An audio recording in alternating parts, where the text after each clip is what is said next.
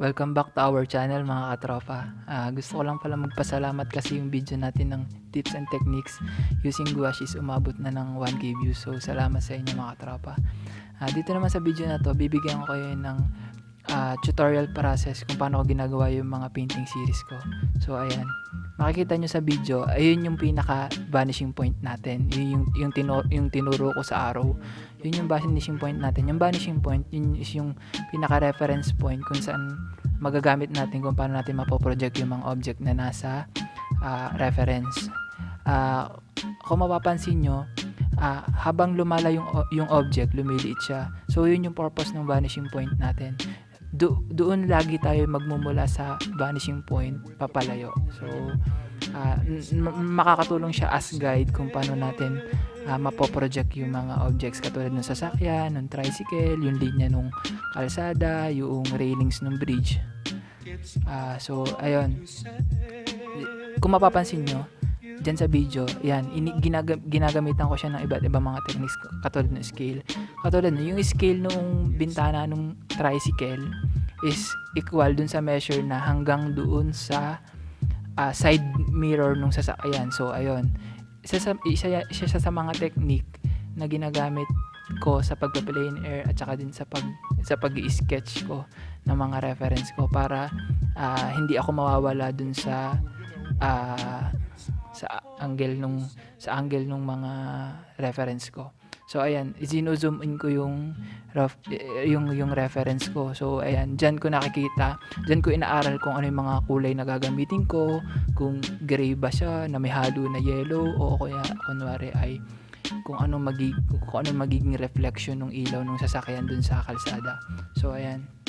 Dito naman sa video, pinapakita ko yung materials na ginamit ko. Yung mga materials ko is nabili ko sa Shopee. Ililink ko na lang sa description yung mga shop na nabilan ko. So ayan, nag-start na ako diyan i-paint yung na-sketch ko. So ayan. Medyo nakulangan ako niyan dun sa sky blue. So ang ginawa ko, nag-add ako ng blue. So ganun lang.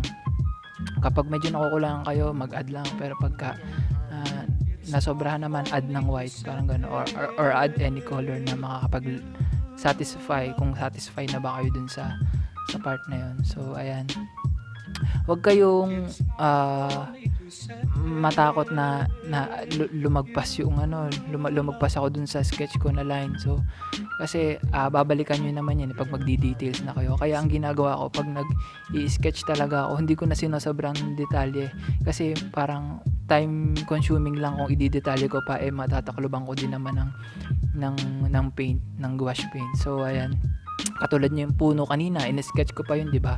Pero natakloban ko lang ng paint ng sky. So time consuming kung i-detailed pa natin ng sobra yung ating sketch, parang ganun. So ang ginagawa ko lang minsan, usually dinidefine ko lang as shapes lang yung mga objects. Katulad nun, square lang yung hindi ko na parang babalikan ko na lang siyang babalikan ko na lang siya, or i-detailed ko na lang siya dun sa using gouache na, parang hindi na pencil kasi matatakloban din nga naman sila. So ayan, dun sa mixture ko dyan, yan, nilalagay ko dyan sa window ng tricycle. Ang mixture ko dyan is white, then konting black para mag-gray siya. Tapos sinaluan ko din ng violet para hindi siya sobrang kasi nung ko kasing reference, medyo may nakikita akong mga violet tsaka iba't ibang mga kulay na rin. May nakita akong red kasi siguro reflection, kasi transparent yung window so siguro kasi gawa nung sasakyan na nasa harapan niya, yung ilaw nung sasakyan na nasa harapan niya. So ilalagay nyo rin yun.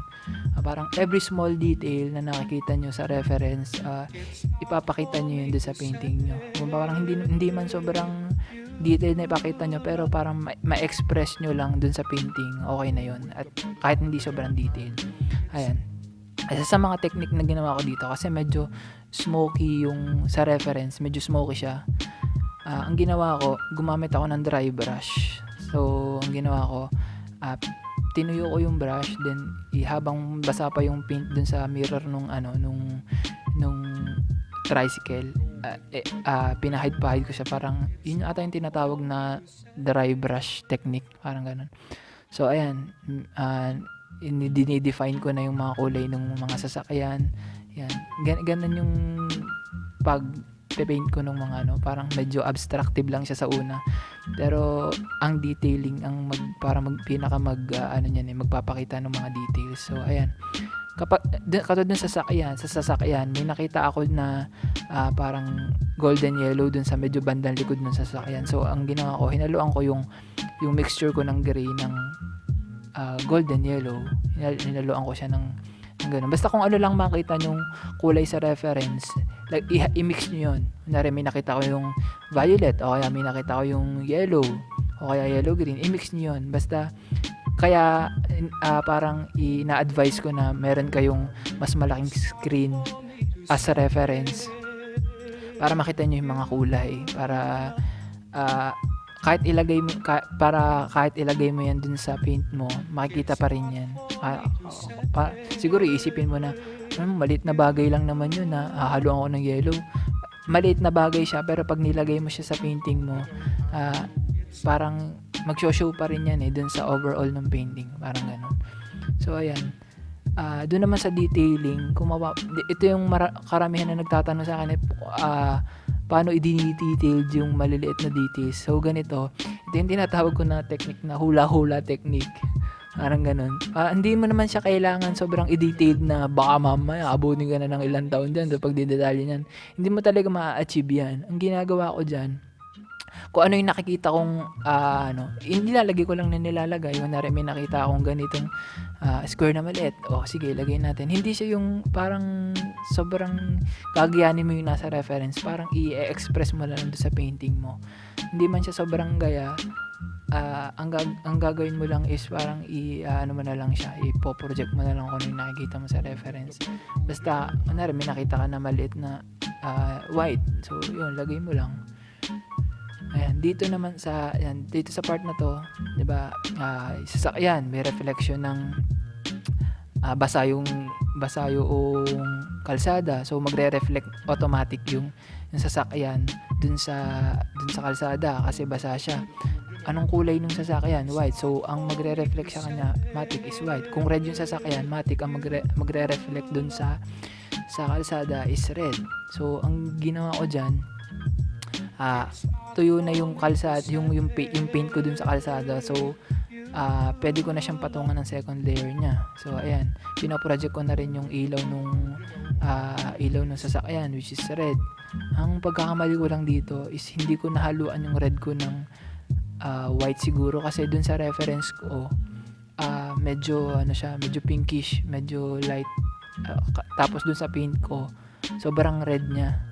Kaya yun yung pagkakamali ko sa painting na to. Tapos yan, basta kung ano lang nakikita nyo dun sa reference nyo, ilagay nyo lang dun sa sa paint nyo lang. Basta kung ano lang ang makita nyo, i-paint nyo lang ng i-paint. Tapos ayan, ang advantage nung series ko na to, kasi maliliit lang yung aking ginagawang painting, natatapos ko siya ng siguro nasa 1 hour to 2 hours, ganun. Tapos hindi ko na sobrang kailangan ipag-focusan ng matagal na oras yung details, kasi pwede mo naman siyang ipakita ng hindi sobrang kasi maliit nga lang yung size ng painting. So ayan, medyo nagdi-detail na ako dito niyan. Ayan, basta i-project nyo lang kung ano yung nakikita nyo dun sa reference. So ayan, ipinipaint ko na yung puno. Ayan, di ba in-sketch ko siya kanina, pero nung natakloban na siya nawala na yung sketch. So parang uulitin ulit. Kaya sa pag-i-sketch, hindi na kailangan sobrang detail, kasi i-consume niyan yung napakarami ng time.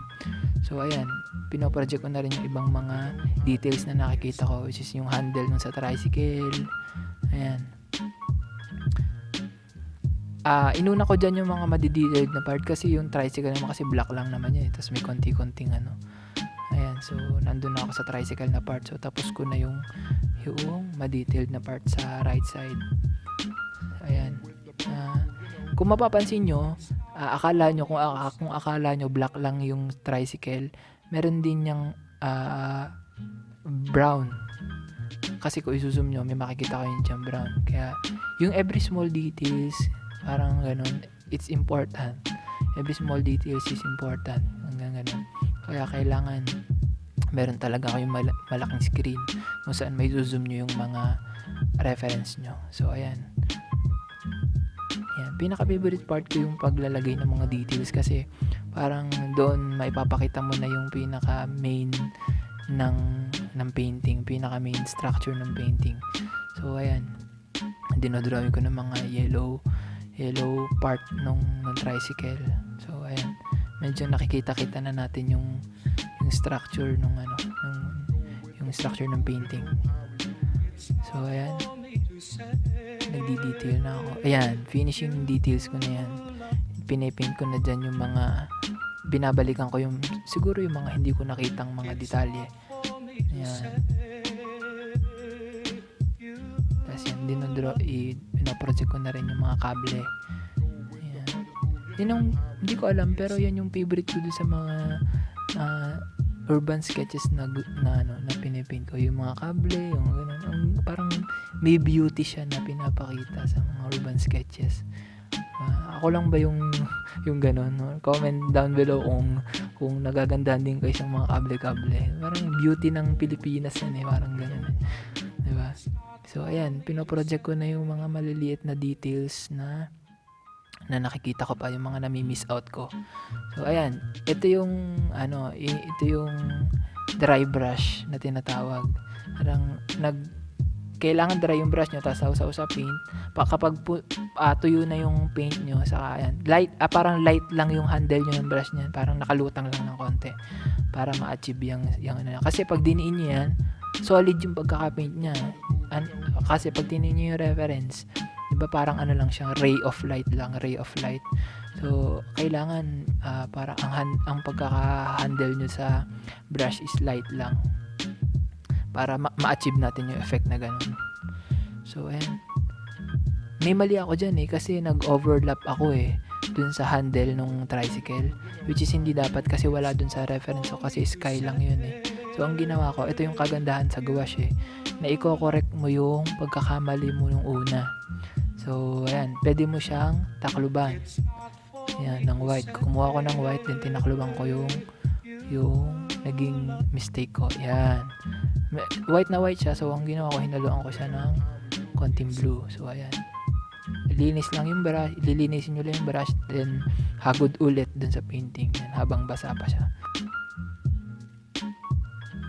So, ayun lang mga katropa. Sana may natutunan kayo dun sa tutorial process na ginawa ko. And subscribe na rin kayo sa channel namin para ma-update kayo sa mga videos na i-upload pa namin. Si Tropang Arn ay medyo busy ngayon sa business na inaasikaso niya. Kaya hindi pa kami makapag-shoot ng mga video. Pero itatry namin. And then babalik din kami sa adventure. Siguro pag okay na ang lahat. Pwede nyo din panoorin yung mga travel vlog namin dati. Galing kaming Baguio noon, nakamotor lang kaming dalawa. Then pinaint ko yung Burnham Park doon ng on the spot. Lagay ko na lang sa description yung link para mapanood nyo. So ayun, mag-subscribe na kayo sa aming channel, and I hope na safe kayong lahat, and God bless everyone. Thank you for watching.